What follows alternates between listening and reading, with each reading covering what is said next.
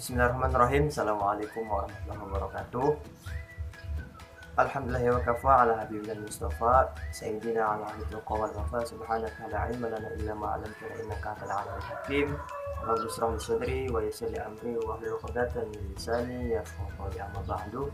Di sini kami dari pemateri pada hari ini, saya Abdul Fakih selaku pemateri pertama. Di sini saya akan menjelaskan mengenai sejarah perkembangan Islam modern di Afghanistan.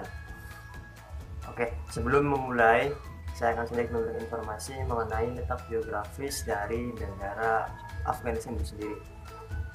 Otomatis Afghanistan berada di wilayah Timur Tengah.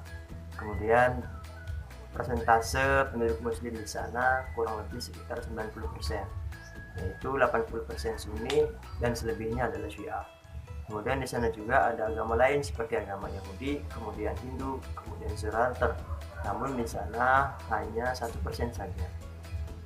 Ada keunikan dari Afghanistan sendiri, yaitu memiliki kesamaan dengan Indonesia, yaitu memiliki 34 provinsi. Kemudian ada sumber daya alam yang berkembang di sana, yaitu seperti gas alam, minyak bumi, kemudian batu bara, biji besi, terus timah, sulfur, tembaga, dan lain sebagainya. Kurang lebih seperti itu ya. Nah, sekarang saya akan sedikit menjelaskan mengenai sejarah perkembangan Islamnya dari awal masuk sampai ke era modern di Afghanistan. Oke, Islam pertama kali masuk ke Afghanistan itu sudah dimulai dari sejak Khalifah Umar bin Khattab, di mana melakukan ekspedisi ke wilayah Afghanistan yang dipimpin oleh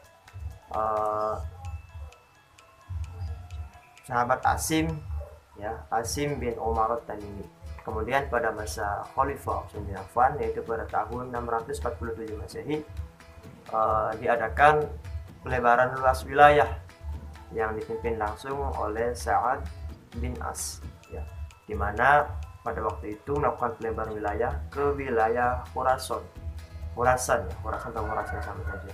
Kenapa yang dipilih itu Khurasan? Karena pada di daerah Khurasan itu salah satu wilayah yang strategis, ya, karena di sana itu wilayahnya itu terdiri dari pegunungan dan juga gurun pasir.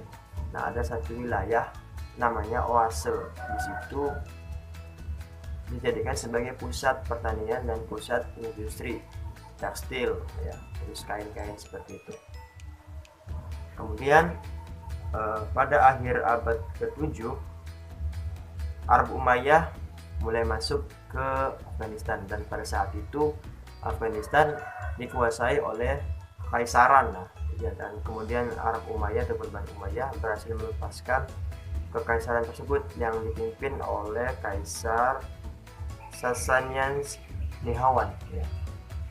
Kemudian Islam berkembang di Afghanistan pada masa Umayyah semenjak Bani Umayyah dipimpin oleh Khalifah Hisham bin Abdul Malik sampai Khalifah Umar bin Abdul Aziz. Sejak tahun 870 Masehi itu Islam mulai mengakar di Afghanistan, ya. Sejak masa Bani Umayyah, kemudian dilanjutkan Bani Abbasiyah, sampai dinasti-dinasti kecil pun ikut menguasai Afghanistan. Salah satunya dinasti Ghaznawiyah, dan pada dinasti inilah Islam di Afghanistan mulai kuat, ya. Karena sebelum-sebelumnya kurang kuat karena melawan kekaisaran, dan pada saat dinasti Ghaznawiyah ini kekaisaran sudah mulai terkalahkan dan sudah mulai diusir dari Afghanistan. Sedikit informasi, dinasti Ghaznawiyah ini dipimpin oleh yang namanya Subuktigin. Nah, siapa Subuktigin? Usul punya usul. Subuktigin ini dulunya hanya seorang budak, tapi dia diangkat menjadi wali amir, ya, atau wali kerajaan. Nah, kemudian dia dinikahkan dengan putri rajanya. Nah, oleh sebab itu dia diangkat menjadi raja. Waktu itu bukan dinasti Ghaznawiyah namanya, Kalau sebelumnya itu dia menjadi wali amir di kerajaan Samaniyah kalau nggak salah. Nah, ketika beliau menjadi wali, tetapi beliau itu pernah dipecat ya. Kemudian beliau Subuktigin ini pergi dari dinasti tersebut dan membuat dinasti sendiri yang namanya dinasti Ghaznawiyah ya. Kemudian sampai ketika pemerintahan Ghaznawi ini selesai, masuk ke era modern, Islam modern, yaitu pada tahun 1737 Masehi atau 1737 Masehi. Afghanistan dikuasai oleh seorang penguasa besar yang bernama Nadir Shah yang 10 tahun kemudian digantikan oleh Ahmad Khan atau Ahmed Khan, di sana seringnya Ahmed. Nah, pada pemerintahan Ahmed ini banyak terjadi ekspedisi peperangan dan sampai puncaknya pada tahun 1881 Masehi ini terjadi peperangan melawan Inggris. Nah, peperangan ini dimenangkan oleh Inggris sehingga Afghanistan pada waktu itu adalah sebagai negara protektorat Inggris. Dalam arti lain, protektorat itu adalah dikontrol, jadi negara yang dikontrol oleh Inggris ya.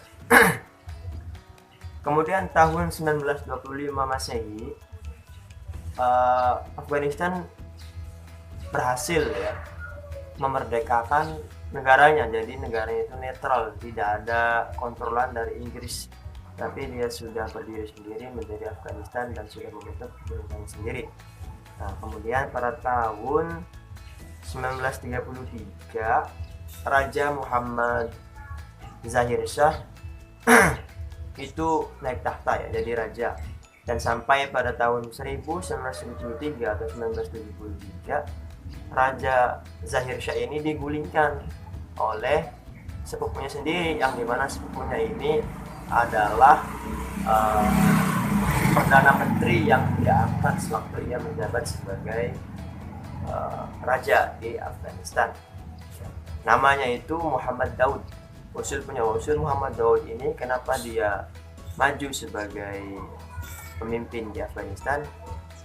Ternyata dia dilatar belakangi oleh komunis dan dia salah satu kader komunis ataupun musuhan dari Uni Soviet pada waktu itu.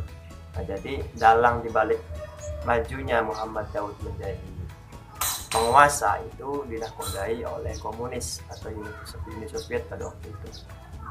Kemudian pada waktu Muhammad Daud juga sistem kepemerintahan diubah, jadi yang diawali kerajaan kemudian diubah menjadi presidensial, yaitu republik ya. Pada waktu itu diubah menjadi republik. Akhirnya perlu kita ketahui juga pada masa sebelumnya, pada masa Muhammad Zahir Shah berkuasa di di Afghanistan, gerakan muslim itu, umat muslim itu berjaya dengan bukti pada waktu itu mendirikan suatu perkumpulan ataupun perjuangan gabungan muslim. Pada waktu itu namanya Juanan Muslim, tetapi pada beberapa tahun terakhir diganti menjadi Al-Jamiah Al-Islamiyah, yang dimana dinakodai oleh Burhanuddin Rabbani. Jadi pada masa Zahir Shah Islam itu sudah kuat gitu, karena sudah mendirikan organisasi tersendiri ya. Kemudian pada tahun 1978 Masehi, Muhammad Daud itu dibunuh, dan sampai sekarang belum tahu gitu siapa yang membunuh Muhammad Daud itu sendiri. Kemudian dia digantikan oleh Nur Taraki, presiden yang kedua, Nur Taraki. Nah, pada masa kepemerintahan Nur Taraki ini, para alim ulama yang ada di Afghanistan mengeluarkan fatwa bahwasanya kita sebagai umat Islam harus melakukan resolusi jihad, harus melakukan perlawanan, perjuangan mujahidin, karena Raja Nur Taraki ini adalah fatwa ulama mengatakan bahwasanya rezim ini adalah rezim yang kafir, dan mati melawan rezim ini adalah jihad ya, dinilai syahid gitu. Jadi fatwa ulamanya mengatakan umat Islam pada waktu itu harus melawan rezim Nur Taraki, karena rezim ini adalah rezim kafir dan mati dalam berperang dengan rezim ini adalah syahid. Kemudian pada tahun 1887 itu terjadi perang puncak ya, di mana antara umat Islam melawan pemerintah Muhammad Daud ya. Pemerintah Muhammad Daud kan Nur Taraki tidak lain dipimpin ataupun dibantu oleh Uni Soviet pada waktu itu. Nah, sedangkan umat Islamnya dibantu oleh persenjataannya itu dibantu oleh Amerika dan Inggris. Nah, pada waktu itu akhirnya umat Islam menang gitu. Jadi Nur Taraki digulingkan, Uni Soviet kalah, dan pada tahun 1992 akhirnya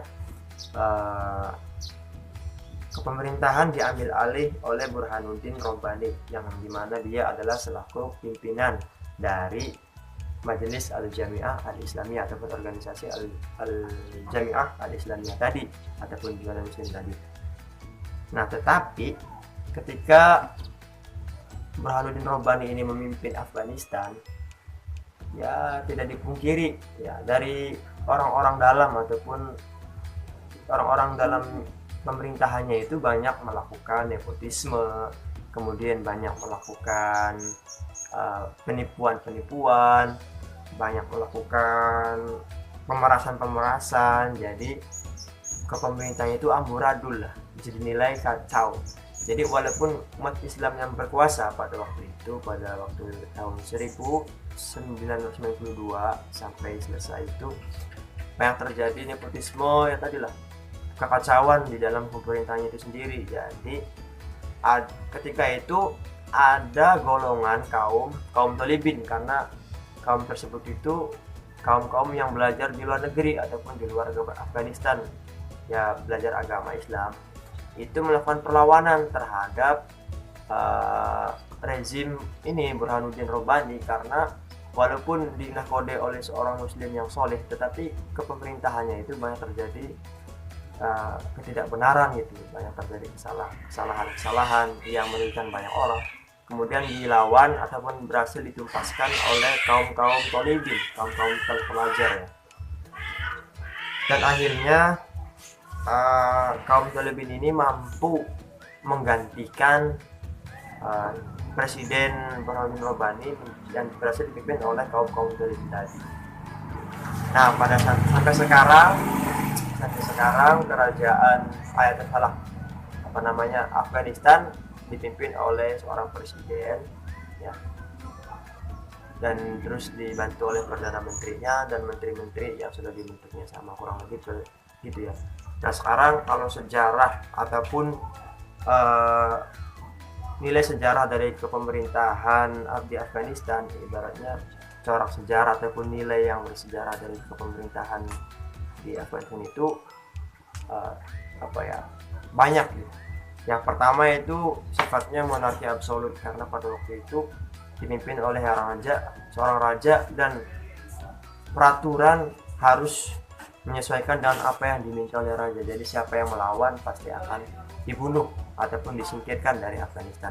Kemudian berkembang pada pertengahan abad ke-20 itu mengkudeta, sistem monarki absolutnya dikudeta, digantikan sistem kerajaan yang berkuasa. Nah, ketika pada waktu kerajaan juga pada tahun 1973 diganti lagi menjadi sistem republik tadi oleh sistem republik ya presidensial oleh Muhammad Daud tadi. Tetapi ketika Nur Taraki kan dianggap rezim yang kafir, kemudian diganti lagi pada tahun 1978, dikudeta lagi oleh Dewan Revolusioner Afghanistan ya, tadi salah satunya oleh kaum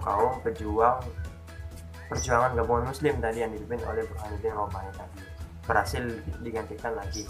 Kemudian belum berhasil juga digantikan lagi oleh tadi kaum Tolibin tadi ya. Jadi sepak terjang kepemerintahan ataupun perpolitikan ataupun perkembangan Islamnya itu sangat bervariasi hingga sampai sekarang. Dalam jurnal yang kami review itu ya tadi berakhir dengan sistem pemerintahan presidensial ataupun republik demokratis ya, republik demokratik seperti yang di Indonesia ini. Ya mungkin itu yang dapat saya sampaikan. Selanjutnya akan dilanjutkan oleh pemateri yang kedua. Ya silakan. Assalamualaikum warahmatullahi wabarakatuh.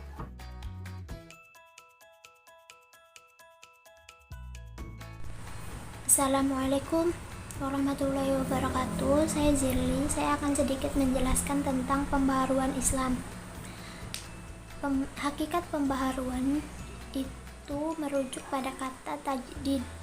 Tajdid di sini adalah tradisi yang berlanjut, yaitu suatu upaya menghidupkan kembali keimanan Islam beserta praktik-praktiknya dalam komunitas-komunitas muslimin.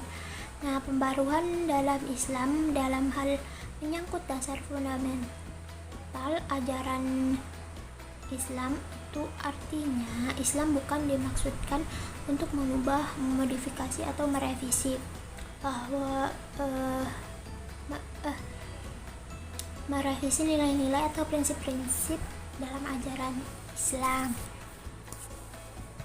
Saya ulangi lagi, pembaharuan Islam itu bukan dalam hal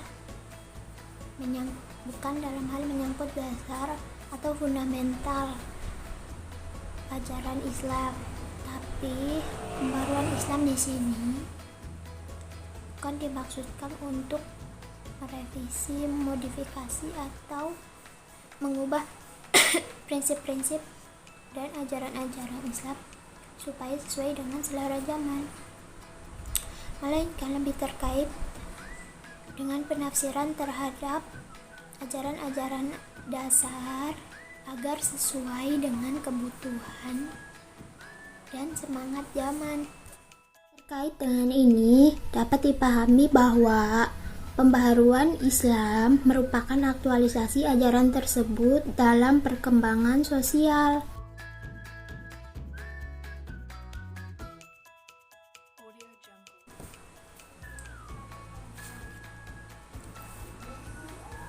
Materi kedua yaitu urgensi pembaharuan Islam di era modern.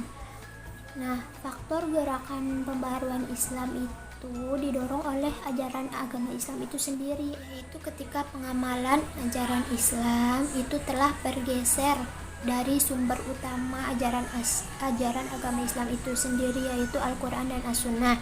Nah, sementara itu cepatnya kemunculan gerakan pembaharuan Islam ini dipengaruhi oleh kedua faktor, yaitu faktor internal dan faktor eksternal.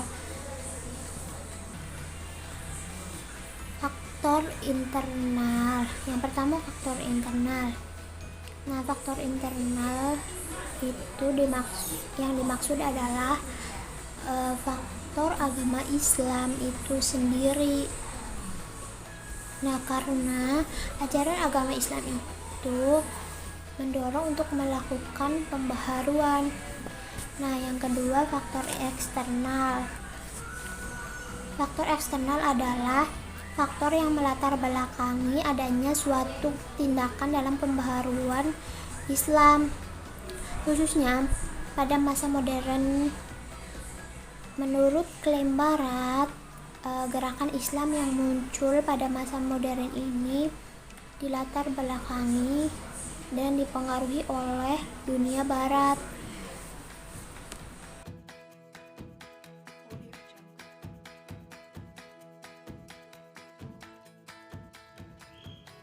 Assalamualaikum warahmatullahi wabarakatuh. Di sini saya sebagai pemateri yang ketiga akan menjelaskan tentang tokoh dan hasil pemikiran pembaharu Islam Indonesia di era modern.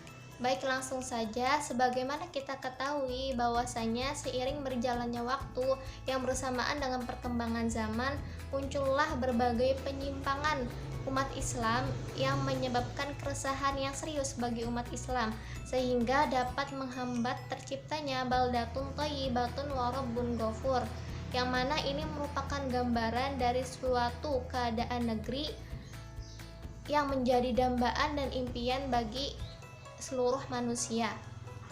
serta umat Islam yang sudah seharusnya berpegang teguh pada kitabullah. Hal ini yang mengharuskan lahirnya para tokoh pembaharu Islam di era modern.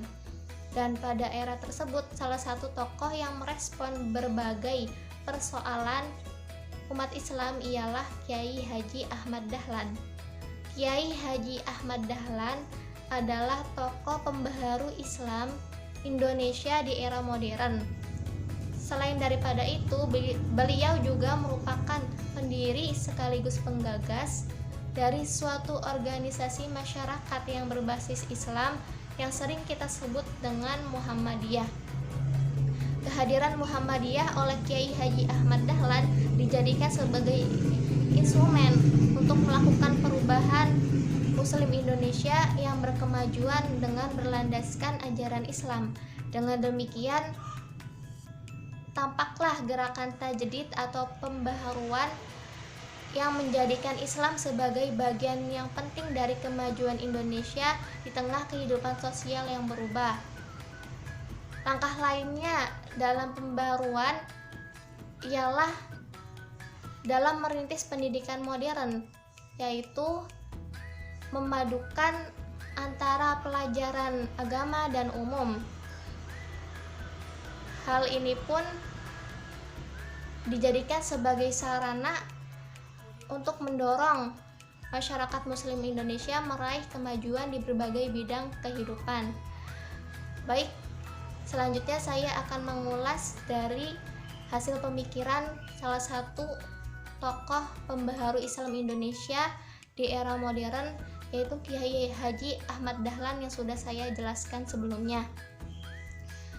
Pada perempat abad pertama, abad ke-20, organisasi Muhammadiyah ini dijadikan sebagai simbol perubahan serta kemajuan dan karenanya dikenal sebagai gerakan modern.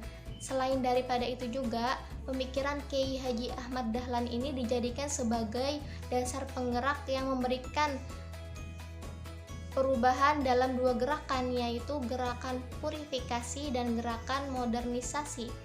Gerakan purifikasi ialah gerakan yang kembali kepada semangat dan ajaran Islam yang bertujuan untuk pemurnian agama, sedangkan gerakan modernisasi itu adalah gerakan yang merupakan ajaran Islam yang mengikuti perkembangan zaman namun tetap berpegang teguh pada Al-Quran dan As-Sunnah dalam menyelesaikan berbagai persoalan. Mungkin cukup sekian yang bisa saya sampaikan. Saya sebagai perwakilan kelompok 11 mohon dimaafkan jika terdapat banyak kekurangan dan salah-salah kata dalam penyampaian. Wassalamualaikum warahmatullahi wabarakatuh.